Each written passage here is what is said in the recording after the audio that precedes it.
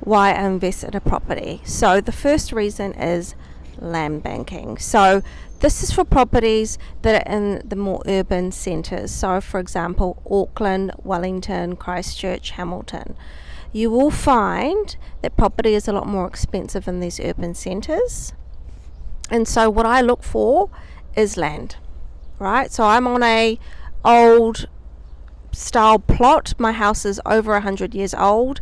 It was built in the 1920s, and the reason why I bought this place was because there is a little bit of land. Not a lot, but there is a little bit. If I was to buy one of those new builds, it's got no backyard, no front yard, very little value that you can actually develop it. There's very little potential, whereas this property there is potential. You will find that developers are more and more, especially here in Auckland, buying these older homes and unfortunately demolishing them and putting in those townhouses. People get very much sucked into buying those new builds, because it looks all brand new and sparkly, and quite often you don't have to do a lot to it. You can just turn the key and move in.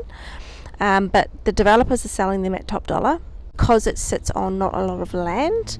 It is quite difficult to get your money back. Now, look, there are pros to that, of course. If you are an investor, quite a lot of them are low maintenance, so you're not having to do a lot in terms of property management. But if you're wanting to sell and make some money, it's very difficult to make any money on those new builds unless you hold it on for a very long time. Quite often the rent won't even cover all of the expenses associated of that property, especially if you're in one of the urban centres. That's why I would never buy one of those new builds. If I'm buying in one of the big centres, I'm buying because of the land.